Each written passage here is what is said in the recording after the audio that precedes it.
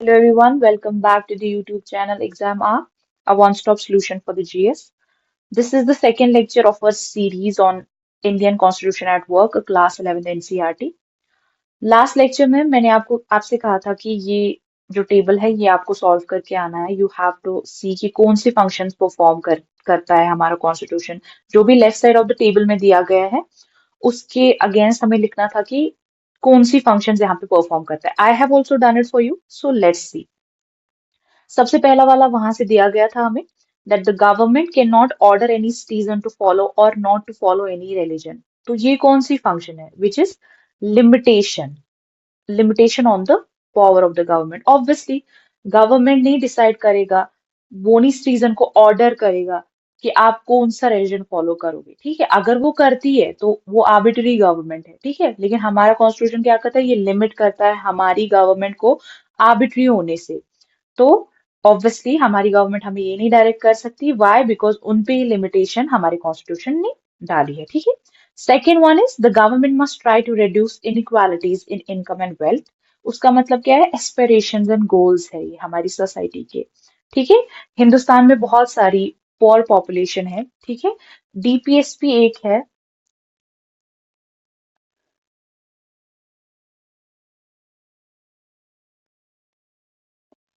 सी 39C एक DPSP है. और ये क्या करती है, ये कॉन्सेंट्रेशन ऑफ वेल्थ सोसाइटी में होने से रोकता है. यानी कुछ ही लोगों में एक्यूमुलेशन अगर वेल्थ की हो तो ये directive principle of state policy जो है, एक डायरेक्टिव प्रिंसिपल है कि स्टेट जो है उसकी रिस्पॉन्सिबिलिटी बनती है कि वो एक्यूमुलेशन या कॉन्सेंट्रेशन ऑफ वेल्थ सोसाइटी में लिख रोके.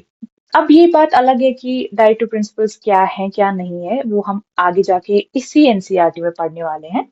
सो हम लोग पूरी डिटेल में पढ़ेंगे फंडामेंटल राइट्स के बारे में, डीपीएसपीस के बारे में, फंडामेंटल ड्यूटीज के बारे में. ओके, बस आपको ये चीज यहाँ पे याद रखनी है कि एक डायरेक्टिव प्रिंसिपल है जो कि स्टेट को ये डायरेक्ट करता है कि concentration of wealth with in the society आपको. तो वन वे और the other aspirations and goals है. ठीक है, हमारी हम क्या एक्सपेक्ट करते हैं, हम नहीं चाहते हमारा कॉन्स्टिट्यूशन जो है वो एक कम्युनल कॉन्स्टिट्यूशन हो या जो कि एक रिलीजन को स्पॉन्सर करे हमारा. तो इसीलिए हमारे यहाँ पे फ्रीडम ऑफ रिलीजन भी है. ठीक है, ये हम आगे जाके पढ़ेंगे डिफरेंट डिफरेंट आर्टिकल्स में इसी बुक में. Third one is the president has the power to appoint the prime minister which is specification of the function. ये फंक्शन पे हमने पढ़ी है. ठीक है, तो प्रेसिडेंट एग्जीक्यूटिव है तो वो प्राइम मिनिस्टर को, प्रेसिडेंट इज दो a nominal head of the state. ये भी हम इसी एनसीईआरटी में पढ़ने वाले हैं डिटेल में. बस अब अभी के लिए ये याद रखना, president is the head of state, prime minister is the head of government. He is nominal and this is real. Okay, he or she. So yeah, the fourth one is the constitution is the supreme law that everyone has to obey. तो हर कोई जब obey करेगा उससे क्या होगा, कोई भी person, जो मैं आपको लास्ट लेक्चर में समझाया था, कोई भी पर्सन दूसरे पर्सन के लिए थ्रेट नहीं बनेगा, विच मीन्स अश्योरेंस. ठीक है, एंड हर कोई जब ओबे करेगा तो कोऑर्डिनेशन भी बनी रहेगी. ठीक है. Last one is Indian citizenship is not limited to people of any race, caste or religion, which means कि fundamental identity है. ठीक है, we the people of India. हम लोग citizenship किसी religion के बेस पे नहीं देते. आपको याद होगा कि recently बहुत सारे protests हुए थे सीएए पे, जबकि गवर्नमेंट का एक डिसीजन था सी एनआरसी पे, कि कुछ जो हम लाइक हमारे नेबरिंग कंट्रीज है वहां की जो माइनॉरिटीज है उनको हम अलाउ करेंगे इंडिया में और उनको हम इंडियन सिटीजनशिप देंगे. तो उस पे बहुत ज्यादा प्रोटेस्ट हुए थे इंडिया में 2019-2020 के अराउंड, क्योंकि एक रिलीजन का ये कहना था कि एक ऐसा जैसे कुछ ऐसी कंट्रीज है जहाँ पे उस रिलीजन की माइनॉरिटी है बट उनसे अलाउ नहीं किया, तो वो कह रहे थे ये डिस्क्रिमिनेशन है on the basis of religion. ठीक है, तो लेकिन हमारा कॉन्स्टिट्यूशन जो है वो किसी भी रिलीजन के बेस, हम जो आगे जब सिटीजनशिप का कॉन्सेप्ट पढ़ेंगे हम देखेंगे कि ग्राउंड्स ऑफ सिटीजनशिप क्या होते हैं, तो हम वो देखेंगे कि कोई कास्ट, रेस है, रिलीजन पे कोई सिटीजनशिप नहीं मिलती है. ठीक है, अब हम देखेंगे अथॉरिटी क्या है कॉन्स्टिट्यूशन की. ठीक है, यहाँ पे हमें तीन बेसिक क्वेश्चंस देखने हैं. हमारी अथॉरिटी कॉन्स्टिट्यूशन की डिटरमिन कैसे होती है, what is the constitution, how effective is the constitution and is the constitution just. Constitution क्या है, how effective is the constitution. Effective होने का मतलब ये होता है कि ये कितना इम्पैक्ट डालता है कॉमन मासेस पे, ठीक है। इम्पैक्ट मतलब पॉजिटिव, इम्पैक्ट क्या डालता है कॉन्स्टिट्यूशन पे, ये इफेक्टिव है। क्योंकि ऑब्वियसली हर जो भी अगर कॉन्स्टिट्यूशन बनाते हैं उसका गोल ये तो नहीं है ना कि नेगेटिव इम्पैक्ट डाले लोगों पे, उसका गोल ही यही होता है कि पॉजिटिव इम्पैक्ट हो सोसाइटी में, ठीक है। तो कैसा इम्पैक्ट है, मतलब क्या ये इम्पैक्ट जनरेट कर पा रहा है पॉजिटिव। तो the third one is a constitution just, same, क्या ये फेयर है कॉन्स्टिट्यूशन हमारा, फेयर है कि नहीं। फेयर मतलब जस्ट, क्या ये सोसाइटी में कोई डिस्क्रिमिनेशन तो नहीं कर रहा है, क्या ये कुछ सेक्स के अगेंस्ट कोई डिस्क्रिमिनेशन तो नहीं कर रहा है, क्या किसी एक को फेवर तो नहीं कर रहा है, ठीक है। तो अगर आपसे कोई पूछे व्हाट इज द कॉन्स्टिट्यूशन, तो ये आप याद रखना that constitution is a supreme law of land. Okay, ये आप याद रखना, इससे आगे कुछ नहीं, इसके आगे वाला हम देखेंगे इसी लेक्चर्स में। ओके, कि इन्हीं लेक्चर्स में आगे हम देखेंगे कि कॉन्स्टिट्यूशन, और हम इसके बट सिंपल वर्ड्स में अगर आपको डिफाइन करना हो तो सुप्रीम लॉ ऑफ लैंड। हम इससे आगे देखेंगे कि और इसमें हम क्या क्या ऐड कर सकते हैं, ठीक है। सी, जब भी हमारे दिमाग में कॉन्स्टिट्यूशन आता है तो हमें क्या याद आता है, ऑब्वियसली एक बुक, जैसे इंडिया को कॉन्स्टिट्यूशन भी जो है वो एक लाइक कॉम्पिलेशन है, ठीक है। तो हमें लगता है ये कॉम्पैक्ट डॉक्यूमेंट होगा, ठीक है, जिसमें बहुत सारे आर्टिकल्स होंगे जो स्टेट को बताएंगे कि क्या करना है क्या नहीं करना है, क्या आपको फॉलो करना है, ठीक है। लेकिन हम एक एग्जाम्पल लेंगे यूके की। सी, यूके में कोई भी कंसोलिडेटेड कॉन्स्टिट्यूशन नहीं है, इसीलिए हम जनरली बोलते हैं कि यूके का कॉन्स्टिट्यूशन जो है वो अनरिटन कॉन्स्टिट्यूशन है। ओके, हम ये जनरली बोलते हैं, ठीक है। लेकिन उसका मतलब ये नहीं कि वहां पे कुछ भी नहीं लिखा गया है। उसका मतलब ये है कि वो डॉक्यूमेंट जो है वो कहीं पे कंपाइल नहीं किया गया, यानी एक जगह पे उसको कंपाइल नहीं करा गया है, कंसोलिडेट नहीं करा गया है। उसका मतलब सिंपली है कि वहां पे भी ऑब्वियसली कुछ चीजें लिखी गई है, कुछ रूल्स है, कुछ रेगुलेशंस है, और कुछ कन्वेंशंस है जो लाइक उन ट्रेडिशनली चलती आ रही है उनकी सोसाइटी में, वो भी उस कॉन्स्टिट्यूशन का पार्ट है, बट ऑब्वियसली कंपाइल नहीं है, तो we call it an unwritten constitution. Okay, बहुत सारे लोग कंफ्यूज कर जाते हैं व्हेन दे से अनरिटन कॉन्स्टिट्यूशन, उनको लगता है कुछ नहीं लिखा गया है। अनरिटन का मतलब है कंसोलिडेट नहीं किया गया है, ठीक है। तो ये चीज जो यहाँ पे दी गई है, विच इज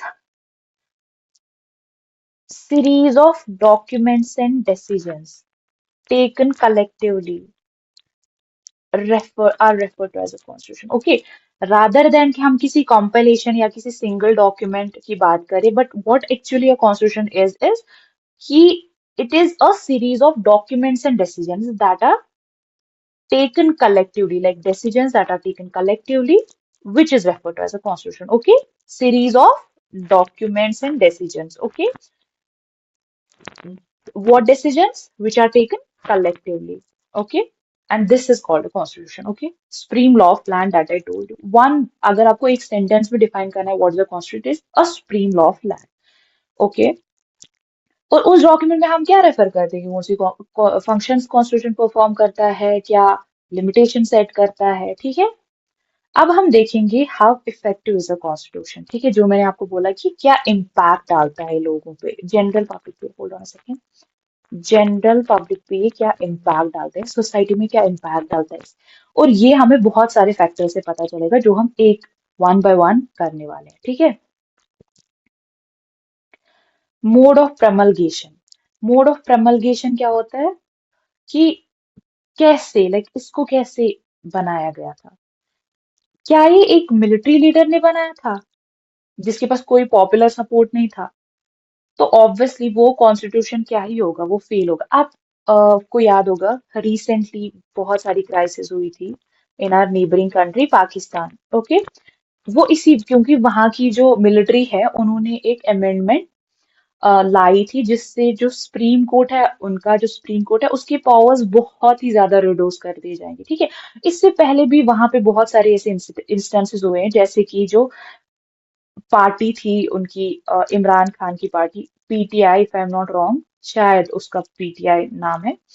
तो उसमें क्या उन्होंने वो उनको बोला, उनकी पार्टी के मेंबर्स को, कि आप पहले तो उनको जेल कर दिया, फिर उसके बाद उनकी पार्टी के मेंबर्स को बोला कि आप एज अ पार्टी इलेक्शन नहीं लड़ पाएंगे। तो उन्होंने क्या कहा, आप उन्होंने क्या किया, उसके बाद वो इंडिपेंडेंट कैंडिडेट्स वो कैंडिडेट्स होते हैं जिनकी कोई पार्टी नहीं होती, जो किसी पार्टी से नहीं होते, ठीक है, उनकी एफिलिएशन किसी पार्टी से नहीं होती, लाइक एक्टिव एफिलिएशन किसी पार्टी से नहीं होती है, ठीक है, किसी पार्टी का वो मेंबर नहीं होते हैं।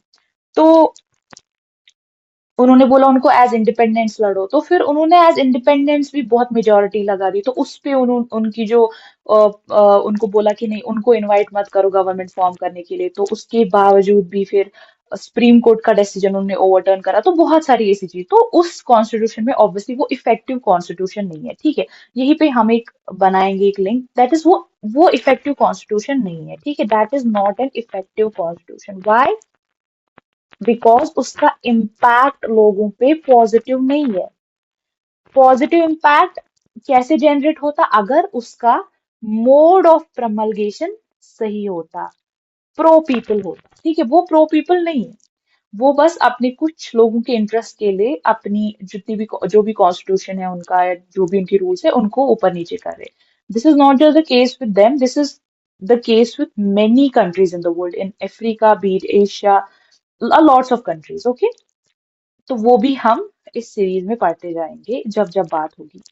अब अगर हम सक्सेसफुल कॉन्स्टिट्यूशन की बात करें ना, तो वो ये सारे ऐसे कॉन्स्टिट्यूशन जो एक मास सपोर्ट से बने हैं, ठीक है, जैसे कि इंडिया का constitution, south Africa constitution, United states का कॉन्स्टिट्यूशन। इंडिया का आपको पता ही है, इंडिया एक ब्रिटिश कॉलोनी था, ठीक है, बहुत सारे सालों तक ब्रिटिशर्स ने यहाँ पे रूल किया। तो हम लोग फिर फाइनली अपने आप को मास मूवमेंट्स में अपने आप को मोबिलाइज करने लगे। फिर जब हमें ब्रिटिश ब्रिटिश रूल से हमें लाइक आजादी मिली, इंडिपेंडेंस मिली, तो हमने अपना कॉन्स्टिट्यूशन बनाया, और उस कॉन्स्टिट्यूशन का एक मास सपोर्ट था, एक बैकिंग थी। Same goes with south Africa. South Africa ने भी रेशियल अपार्थाइड के खिलाफ बहुत लड़ाई लड़ी, और फाइनली उन्होंने उसके खिलाफ अपनी लड़ाई जीती और एक बहुत अच्छा कॉन्स्टिट्यूशन बनाया, जो कि one of the most successful constitution है, ठीक है। जैसे हम कुछ लाइक लास्ट लेक्चर में हमने पढ़ा था कि उनकी कॉन्स्टिट्यूशन का एक कोर ये एस्पिरेशन ये है कि रेशियल डिस्क्रिमिनेशन जो है उसको हम एलिमिनेट करेंगे, ठीक है। Same goes with United states, ये भी एक कॉलोनी थी यूके का, it was a group of colonies basically. और फिर फाइनली उन्होंने अपने आप को उन्होंने लाइक उनके they got down this, like they brought down the UK का जो भी उनका रूल था यूएस पे, they brought it down by the great American revolution जिसे हम बोलते हैं। फिर द यूनाइटेड स्टेट्स की फॉर्मेशन हुई, ठीक है। तो उन्होंने भी कॉन्स्टिट्यूशन बनाया which is also one of the most successful constitution, okay. अगर हम इंडियन कॉन्स्टिट्यूशन की बात करें, तो हम किसने बनाया, कॉन्स्टिट्यूशन असेंबली ने, जो कि एक बहुत ही रिप्रेजेंटेटिव बॉडी थी, ठीक है। कब, कितने टाइम में, दिसंबर 1946 से लेकर नवंबर 1949 तक। एक डेट है जो आपको याद रखनी है, 26 नवंबर। ये डेट आप देखेंगे यूज होती है हमारी प्रियम्बल में भी, ओके। ये डेट है जब हमने हमारा कॉन्स्टिट्यूशन जो है इनैक्ट किया था, इन्फोर्स किया था। Although the date of commencement, ये भी आप याद रखना, is 26 January, which is celebrated as the Republic Day. The date of commencement is 26 January 1950, okay? तो ऑब्वियसली एक लॉन्ग हिस्ट्री थी हमारी किस चीज की, नेशनलिस्ट मूवमेंट। हमने तो बहुत ही ज्यादा कोशिश की, हमने तो बहुत ही ज्यादा लाइक स्ट्रगल किया, है ना।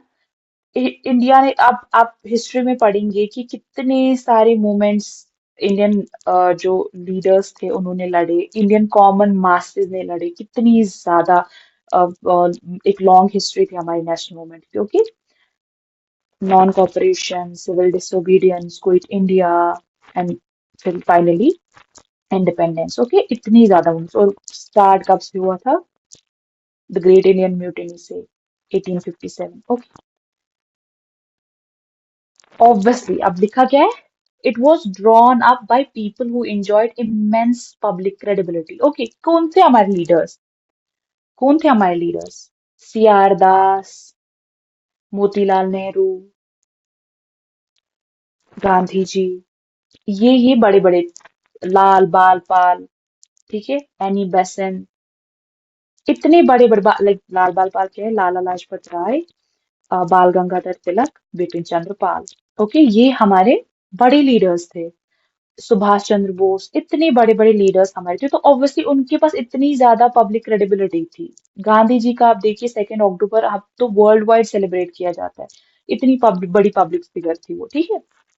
बी आर अम्बेडकर, तो इनके इनके पास कैपेसिटी थी to negotiate and command the respect of a wide cross section of society. आप इमेजिन कीजिए एक बार, यहाँ पे हम एग्जाम्पल लेंगे हिटलर की, सॉरी, हिटलर की हम एग्जाम्पल लेंगे। ये कौन थे? ये एक डिक्टेटर थे जर्मनी के, जिन्होंने मास प्रोसिक्यूशन किया किनका? ज्यूज का।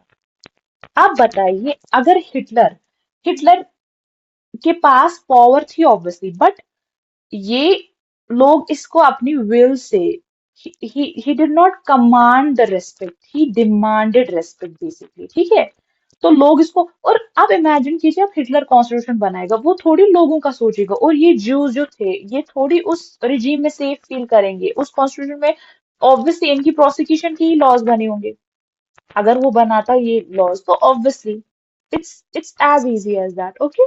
कि उनके पास बहुत ही ज्यादा क्रेडिबिलिटी थी, उनके पास बहुत अम, वो मतलब रिस्पेक्ट जो थे उनको मिलती थी, क्योंकि वो इतनी बड़ी पब्लिक फिगर्स थे। वो लोगों का सोचते थे, वो चाहते थे कि कैसे हम लिबरेट हो सके from the shackles of regime, okay. तो जो कॉन्स्टिट्यूशन होता है सेम यहाँ पे जैसे लिखा है, ये एग्रेंडाइजमेंट के लिए नहीं होता। एग्रेंडाइजमेंट मतलब पावर को इंक्रीज करने के लिए, लाइक पर्सनल पावर की इंक्रीज करने के लिए नहीं होता है, बट ये क्या होता है, ताकि एक हम ये एक ऐसा डॉक्यूमेंट होना चाहिए जिसमें नेशनल कंसेंसस दिखे, ताकि लॉन्ग टर्म हो जाए, ठीक है। ऐसा तो नहीं ना कि हमने आज कॉन्स्टिट्यूशन बनाया, कल कोई और डिक्टेटर आया, उसने अपनी विल के अकॉर्डिंग चेंज कर दिया, ठीक है। अभी हम पढ़ेंगे एग्जाम्पल नेपाल की, जिसमें हमें पता चलेगा कि कैसे होता है, कैसे लाइक कॉन्स्टिट्यूशन टिक नहीं पाता है जब वो मास सपोर्ट पे बेस्ड नहीं होता है, ठीक है। Some constitution have subjected their constitution to a full-fledged referendum. Some countries, sorry, have subjected their constitution to a full-fledged referendum. परसों लाइक लास्ट वीडियो में हम बात कर रहे थे ईयू के कॉन्स्टिट्यूशन के बारे में, ठीक है। ईयू के कॉन्स्टिट्यूशन के बारे में हम बात कर रहे थे, तो वहां पे भी रेफरेंडम हुआ था, जो मैंने बोला था फ्रांस, उन्होंने फिर उसको नकार दिया। तो बहुत सारे ऐसे कॉन्स्टिट्यूशन थे जो रेफरेंडम के लिए डाले गए लोगों के लिए, ठीक है। लेकिन हिंदुस्तान में ऐसा कुछ नहीं हुआ, क्योंकि हमें पता था पहले से ही कि हम तो चाहते ही कि हमारा बस कुछ हो जाए जिससे हमारे लिए अच्छा हो, क्योंकि हमने ऑलरेडी देखा था बहुत ज्यादा बड़ी स्ट्रगल, लंबी स्ट्रगल ब्रिटिश और उनपे उनके ऑप्रेसिव लॉज के खिलाफ, ठीक है। Therefore, the authority of the people who enact the constitution helps determine in part it's prospects for success, okay. ये भी डिटरमाइन करता है कि किन लोगों ने बनाया हमारा कॉन्स्टिट्यूशन, ओके। अभी हम आगे पढ़ेंगे हमारी कॉन्स्टिट्यूशन असेंबली कितनी रिप्रेजेंटेटिव थी, और हम देखेंगे कि कैसे उन्होंने हमारी लाइक कौन कौन से लोग जुड़े थे हमारी कॉन्स्टिट्यूशन असेंबली में, तो उस ऑब्वियसली वो क्रेडिबिलिटी जो है वो डिजर्व करते थे, ओके। नेपाल की हम एग्जाम्पल, नेपाल ने आज तक बहुत सारे अटेम्प्ट्स किए हैं, तो जो ये सेवेंथ अटेम्प्ट है 250, this is kind of successful. But आपने रिसेंटली देखा, रिसेंटली ही 2025 में जेनजी प्रोटेस्ट ऑफ नेपाल, ठीक है, कैसे जेनजी ने वहां की जो गवर्नमेंट है उसको ओवरथ्रो कर दिया, बिकॉज उसने, एक तो पॉलिटिकल करप्शन थी वहां पे बहुत ज्यादा, उस वजह से जब लोग अवेकन हो रहे थे और वो उनके खिलाफ आवाज उठा रहे थे, तो उन्होंने क्या किया, फेसबुक एंड एक्स जैसे प्लेटफॉर्म्स को बैन कर दिया, ठीक है। उसके बाद क्या होना था, बहुत ज्यादा प्रोटेस्ट होते हो गए, मास प्रोटेस्ट हो गए। एंड फिर फाइनली जापान की जो प्राइम मिनिस्टर है सुशीला जी, ऑनरेबल सुशीला मैम, तो उन्होंने जो है वो चुनी अपनी prime minister. And this is like a very new method, Discord एक ऐप है, डिस्कॉर्ड पे उन्होंने अपनी प्राइम मिनिस्टर, एक चैट रूम ऐप है, उस पे उन्होंने अपनी प्राइम मिनिस्टर को चुना। Rare but it happened. तो उनके भी उनका एक हायरार्किकल इंस्टीट्यूशन था, monarchical institution, which was the institution of king, ठीक है। तो फिर फाइनली जो है किंग को अपनी पावर्स जो थे, लेकिन उसने पहले एक बहुत बार ऐसे स्ट्रगल, और किंग हम वो बहुत ग्रुप नेपाल में जाते थे कि ये इंस्टीट्यूशन किंग का खत्म ही कर दो, और वैसी रिपब्लिक फॉर्म ऑफ गवर्नमेंट कर दो एस्टैब्लिश, जैसे कि सेम विद क्या कहते हैं, जैसे इंडिया में रिपब्लिक है ना, यहाँ पे प्रेसिडेंट का जो है रिपब्लिक का हेड है, लाइक तो वो इलेक्टेड है, ठीक है। तो आधी जगह पे नॉमिनेटेड भी होते हैं या आज मोनार्किकल होते हैं, जैसे कि यूके में, ठीक है। तो लेकिन यहाँ के ये लोग चाहते हैं कि हम वैसा वाला elected Republican form of government establish करें, जहाँ का जो हेड ऑफ द स्टेट होता है वो इलेक्टेड होता है, ठीक है। आधी जगहों पे हेड ऑफ द स्टेट क्या होते हैं, वो मोनार्किकल होते हैं, जैसे कि यूके में, ठीक है। और same was in Nepal as well. लेकिन अब क्या हुआ, तो फिर फाइनली उनसे जो है कम्युनिस्ट पार्टी ऑफ जो नेपाल थी, उन communist party of Nepal M, उन्होंने उनसे जो वो मतलब उन पॉपुलर प्रेशर बनाया, तो किंग जो है वो फिर फाइनली उसको एक्सेप्ट करनी पड़ी उनकी गवर्नमेंट, और फिर किंग को सारे पावर से स्ट्रिप किया गया, ठीक है। अब तो ये इतना रेलेवेंट है भी नहीं, अब वहां की अलग चीजें चल रही हैं, तो we have to focus our attention there, ठीक है। अब सेकंड चीज जो इफेक्टिवनेस ऑफ द गवर्नमेंट को डिटरमिन करेगी, वो है the substantive provisions of the government. Substantive provisions क्या होते हैं? सब्सटैंटिव प्रोविजंस होते हैं जो प्रोविजंस जिनमें वेट होता है, लाइक सब्सटैंशियल, जैसे हम बात करते हैं ना सब्सटैंशियल, तो main, like this is the substantial part, okay. Like oxygen is substantial for our life, it's like that. तो कौन से ऐसे सब्सटैंटिव प्रोविजंस है कि जो मतलब हमारी कॉन्स्टिट्यूशन की, फॉर एग्जाम्पल अगर हमारी कॉन्स्टिट्यूशन में एक सब्सटैंटिव प्रोविजन होता ये कि कम्युनल रहेगी हमारी, तो शायद, क्योंकि इंडिया बहुत डाइवर्स है, तो शायद हमारा कॉन्स्टिट्यूशन नहीं टिक पाता, ठीक है। लेकिन हमारी सब्सटेंटिव प्रोविजंस क्या है? फेडरलिज्म है, सेक्युलरिज्म है, डेमोक्रेसी है, रिपब्लिक है, ठीक है। ये हमारी सब, justice, equality, these are the substantive provisions, ठीक है। सब्सटैंटिव प्रोविजंस क्या होती है? ये एक देखो, सी हॉलमार्क क्या होता है? हॉलमार्क इज लाइक द निशानी क्या है हमारी एक सक्सेसफुल कॉन्स्टिट्यूशन का? वो है ये कि हर किसी के पास एक रीजन होता है कि उसके अकॉर्डिंग चला जाए, उसके प्रोविजन के अकॉर्डिंग चला जाए। जैसे कि मैं परसों भी बात कर रही थी ये चीज की, लाइक लास्ट लेक्चर में 15 आर्टिकल है, 14 भी इक्वालिटी, ठीक है, 16 इक्वल अपॉर्चुनिटीज, 17 अनटचेबिलिटी का अबॉलिशन, 19 जिसमें बहुत सारी फ्रीडम्स, जिसमें freedom of speech and expression है, ठीक है, 23 से 24 एक्सप्लॉइटेशन के खिलाफ है, 25 से लेकर 26 तक ये हमारी, सॉरी 28 तक ये हमारी फंडामेंटल राइट्स है, ओके। ये रिलीजन की फ्रीडम देता है। 29 30 ये हमने पर लाइक लास्ट लेक्चर में भी देखा, विच इज अ माइनॉरिटीज के लिए ये राइट्स थी, ठीक है, लिंग्विस्टिक कल्चरल माइनॉरिटीज के लिए। तो उसका मतलब क्या है कि हर किसी सेक्ट के लिए, वो चाहे विमेन हो और चिल्ड्रन के लिए भी बहुत सारी प्रोविजंस बनाई गई है, जैसे कि चाइल्ड लेबर को आर्टिकल 24 में अबॉलिश किया गया है, ठीक है, चाइल्ड लेबर प्रोहिबिट है। तो ये सारी चीजें जो है, हर किसी सेक्ट के पास कुछ ना कुछ रीजन तो है ही कि हम अपने कॉन्स्टिट्यूशन को फॉलो करें।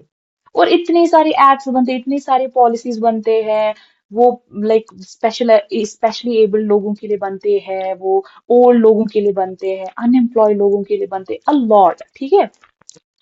तो बहुत सारी पॉलिसीज बनते हैं, तो बट हम अभी कॉन्स्टिट्यूशन की बात करें तो उनकी ऑब्वियसली बैकिंग कॉन्स्टिट्यूशन से ही होती है, जितनी भी पॉलिसीज वगैरह बनती है, ठीक है। तो अब अगर हमारी कॉन्स्टिट्यूशन में ये होता कि मेजोरिटी ऑप्रेस कर सकती है माइनॉरिटीज को, तो ऑब्वियसली माइनॉरिटीज के पास कोई रीजन नहीं होता कि उस कॉन्स्टिट्यूशन को फॉलो कर सके, ठीक है। तो अब हम कॉन्स्टिट्यूशन का वो देखें कि it has to convince people that it provides a framework for pursuing basic justice, okay. इन सारे जो मैंने आपको आर्टिकल्स बोले, जो कि हम आगे ऑब्वियसली पढ़ने वाले हैं, मैंने आपको बोले, आपको लगा ना कि हर किसी सेक्ट के लिए कुछ ना कुछ तो है, तो ऑब्वियसली उनके पास रीजन है। सेम यहाँ पे भी कहा जा रहा है कि आगे हम देखेंगे, इस बुक में हम पढ़ेंगे कि हर किसी के पास रीजन है कि हम कॉन्स्टिट्यूशन को फॉलो करें और अबाइड करें, ठीक है। ये थॉट एक्सपेरिमेंट है, आपको खुद से पूछनी है ये सारी चीजें कि क्या, लाइक क्या होना चाहिए कंटेंट बेसिक रूल्स का, ठीक है। बेसिक रूल जो भी हमारी सोसाइटी में होंगे, उनका क्या कंटेंट होना चाहिए, मतलब उनकी क्या, लाइक उनकी अथॉरिटी क्या होनी चाहिए, या उनकी मतलब क्या हम उसकी टेक्स्ट होनी चाहिए उन रूल्स की। फॉर एग्जाम्पल अगर हमें क्लास में कुछ रूल्स बनाने, हमें कुछ रेगुलेशंस बनानी है क्लास की, तो ऑब्वियसली हम ये देखेंगे ना कि हर किसी मेंबर को कन्वीनियंट है या नहीं कि वो उन टेक्स्ट को फॉलो करे, ठीक है, यानी वो उस रूल को जो भी लिखा गया है उसको फॉलो करे, ठीक है। तो हम ऑब्वियसली ऐसे रूल्स बनाएंगे जो हर कोई फॉलो कर पाए और हर किसी के पास रीजन भी हो वो फॉलो करने के लिए, ठीक है। तो उसका मतलब ये कि अभी बताया गया कि जितना एक कॉन्स्टिट्यूशन लाइक प्रिजर्व करता है फ्रीडम और इक्वालिटी को, उतना ज्यादा वो सक्सीड होता है, ठीक है। अब हिंदुस्तान के कॉन्टेक्स्ट में बताया गया है, पूछा गया है कि क्या आपको लगता है कि इंडिया का कॉन्स्टिट्यूशन हर किसी को रीजन दे पाता है। आई गेस अभी आप मोर और लेस इस क्वेश्चन को आंसर कर पाने चाहिए जितना मैंने अभी तक आपको बोला है, बट जब हम इस बुक को पूरा पढ़ेंगे तो ऑब्वियसली हम इस क्वेश्चन का आंसर दे पाएंगे इन एफर्मेटिव। एफर्मेटिव मतलब पॉजिटिव, पॉजिटिव मतलब हाँ, यस, हम हमारा कॉन्स्टिट्यूशन जो है वो हर किसी को रीजन देता है to go along with it is broad outlines, okay. Thank you, everyone. That's all for today's lecture. I hope you enjoy watching this series. Please do not forget to subscribe this channel and show love to this series.